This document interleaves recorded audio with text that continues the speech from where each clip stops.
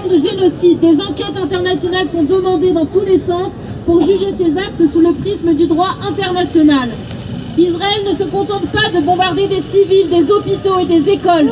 Il organise la destruction de l'écosystème qui permet la survie alimentaire du peuple palestinien. La destruction d'un peuple et du vivant est systématique.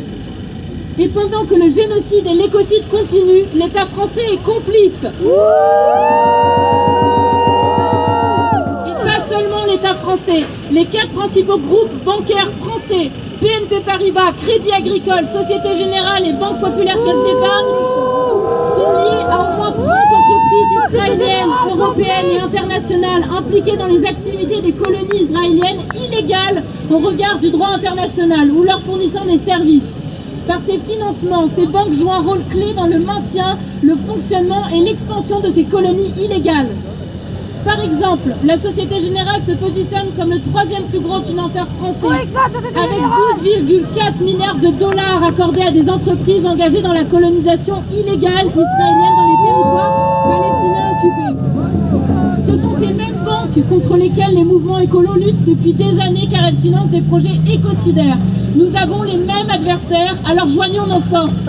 Face à cette réalité dramatique, il en va de notre devoir de dénoncer encore une fois ces financements, de boycotter et de faire pression sur les banques pour qu'elles prennent leurs responsabilités.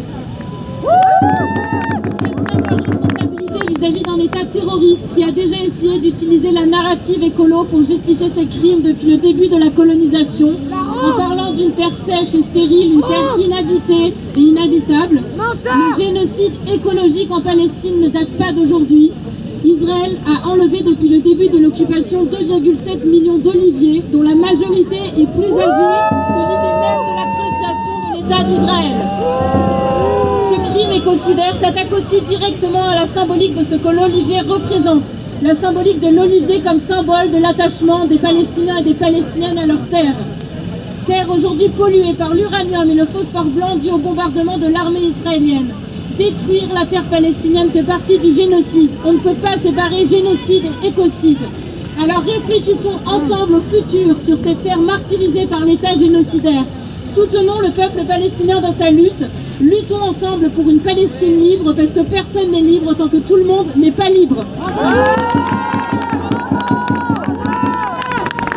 Pas de paix sans justice en Palestine. Pas de paix en Palestine. Pas de paix dans le monde sans justice en Palestine.